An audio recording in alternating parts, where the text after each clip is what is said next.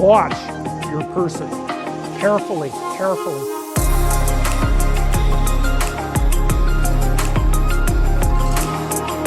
Here's the key to a good relationship. It's not the only one, but watch your person carefully, carefully, carefully. And whenever they do something that you would like them to do more of, tell them that that was really good. And mean it. And it's not manipulative, because if it's manipulative, it won't work. It's like you have to say, wow, I'm so glad you did that. And you have to be precise. Here's what you just did that I thought was great. And oh boy, that's so nice that you noticed. I can't believe that you noticed. It's like, you know, you do that 20 times and the person will be like the rat that's just pushing the lever for cocaine, you know.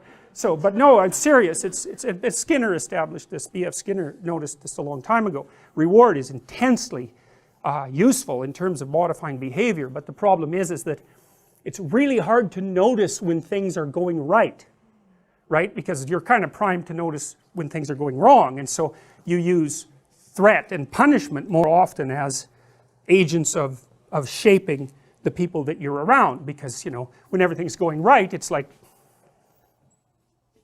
what are you going to say? Everything's going right. It turns to zero. You just assume it, and that's not good.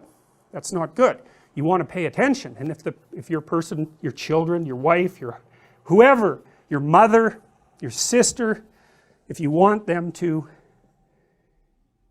rectify your relationships with them, and I'm not saying to do this in a manipulative way, it won't work, but if they do something that's promoting harmony and peace and goodwill, it's like, attend to it, tell them that you noticed. It's like, it's so useful, and you have to get rid of your grudges and your resentment to do that, right? Because you don't, you're kind of mad at your sister, and then you notice she does something good, you think, there's no goddamn way I'm going to reward her for that, so you ignore her when she does something good. It's like, that's brilliant, that is, because then you've just punished her for doing what you want.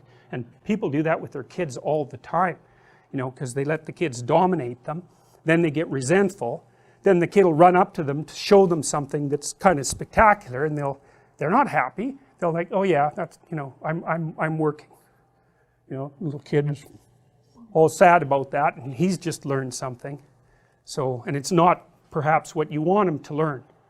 And so you have to keep your relationship with your children pristine, and that means that you can't hold a grudge or resent them, and that means that you have to help them learn how to behave so that you like them.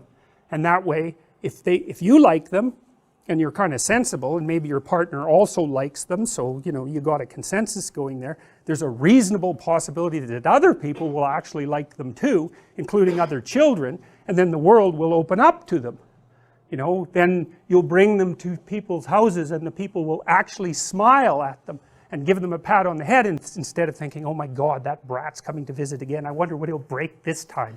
You know, and that's just a horrible thing for your child to experience repetitively in situation after situation. All they learn is that adults have a false smile, but they're really lying all the time.